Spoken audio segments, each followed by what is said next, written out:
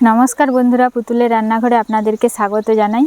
আজকে রান্নাঘরে দেখুন গলদা চিংড়ি নিয়ে চলে এসেছি। চিংড়ি মাছগুলো দেখুন কত বড় বড়, এক একটা 100 গ্রাম হয়ে যাবে। এই গলদা চিংড়ির মালাইকারি করব। আপনারা অনুষ্ঠান বাড়িতে বা রেস্টুরেন্টে যে মালাইকারি খেয়ে থাকেন সেই রকমই মালাইকারি করব। আপনারা প্রথম থেকে শেষ পর্যন্ত ভিডিওটি দেখুন, আপনাদের অবশ্যই ভালো লাগবে। কতগুলো মাছ, আজ সব মাছগুলোই মালাইকারি করব।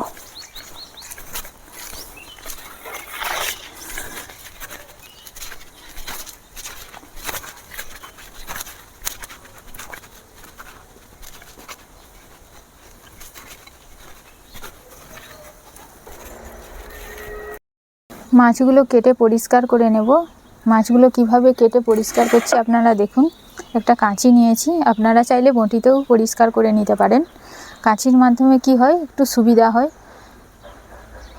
আর তাড়াতাড়িও হয়। এই যে দেখুন,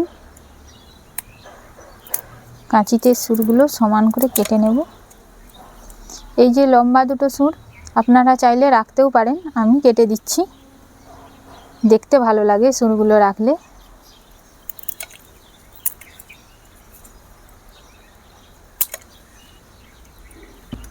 মাথার উপরের অংশটা কেটে দেব।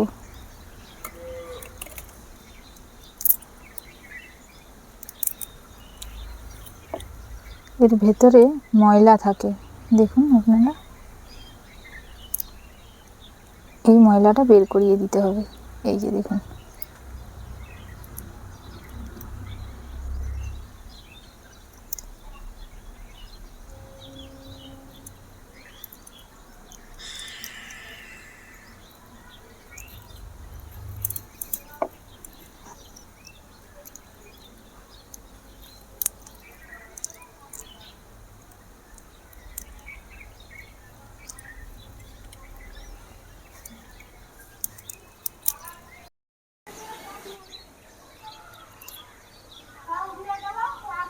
এই যে উপরে দেখুন একটা কালো রকমের সুতোর মতো, এটা টেনে বাদ দিয়ে দিতে হবে।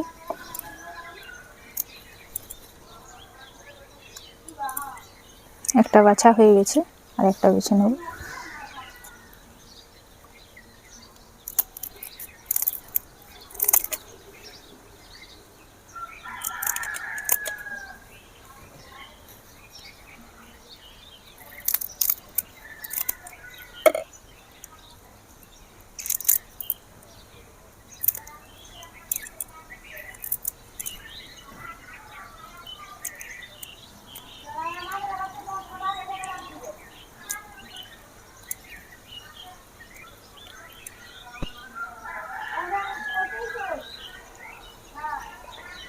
এই যে মাথার ভেতরে ময়লাটা বের করে দেব,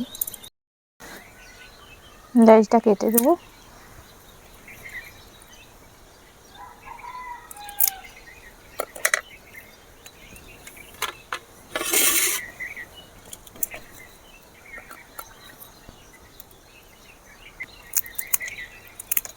এভাবে আমি সমস্ত মাছ বেছে কেটে নেব।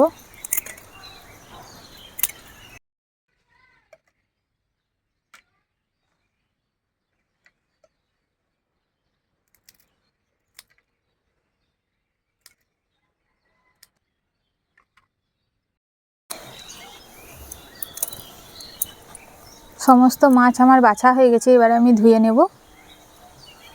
সমস্ত মাছ আমি ধুয়ে নিয়ে চলে এসেছি। এবারে মাছে লবণ,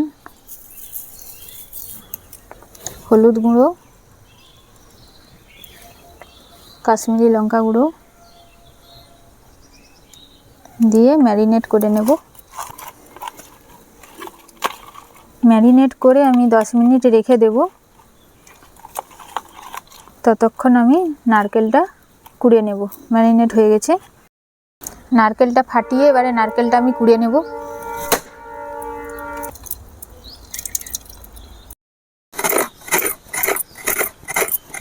নারকেলটা কুড়িয়ে নিচ্ছি।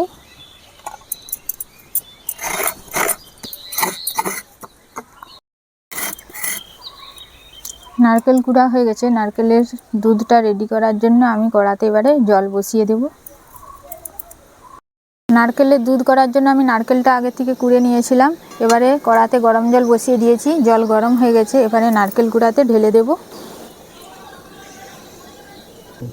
15 মিনিট আমি রেখে দেবো এভাবে। এবারে আমি মাছগুলো ভেজে নেব। মাছ ভাজার জন্য আমি কড়াতে তেল দিয়ে দেবো। তেল গরম হয়ে গেছে, এবারে মাছগুলো দিয়ে দেবো।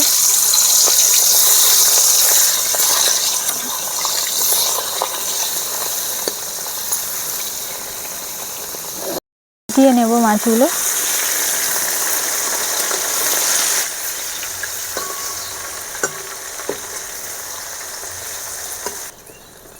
মাছগুলো এমনভাবে ভেজেছি, কালারটা দেখুন এরকম লালই আছে, ভাজা হয়ে গেছে। এবারে আমি তুলে নেব।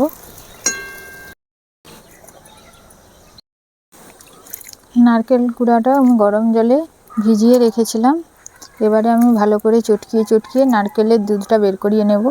আর এই খোসাটা দেখুন এভাবে ফেলে দেব। তারপরে আমি ছাঁকনিতে ছেঁকে নেব দুধটা। যেটুকুন খোসা রয়ে যাবে আমি তারপরে ছাঁকনিতে ছেঁকে নেব।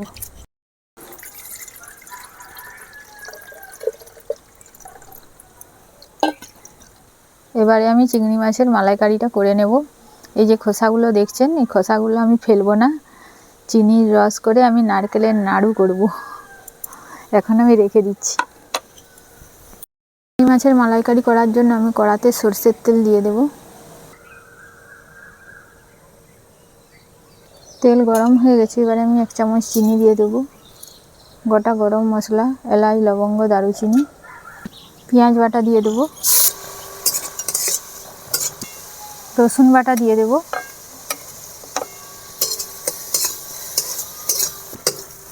আদা বাটা, জিরে গুঁড়ো, লঙ্কা গুঁড়ো,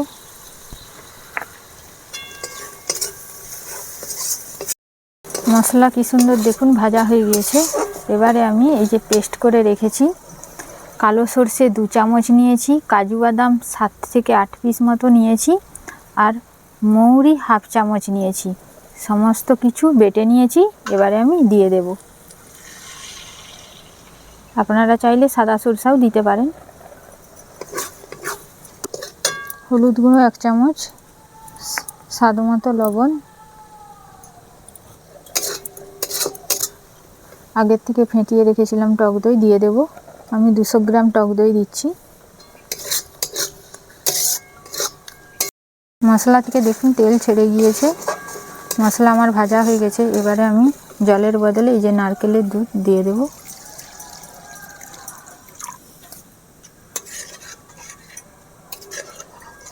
ঝোল ফুটে গিয়েছে, এবারে মাছগুলো দিয়ে দেব।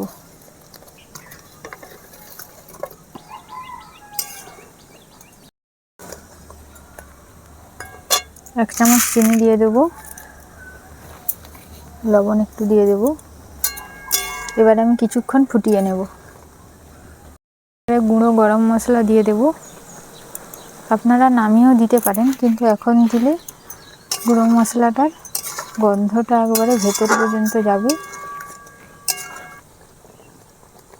হয়ে গেছে, এবারে আমি নামিয়ে দেব।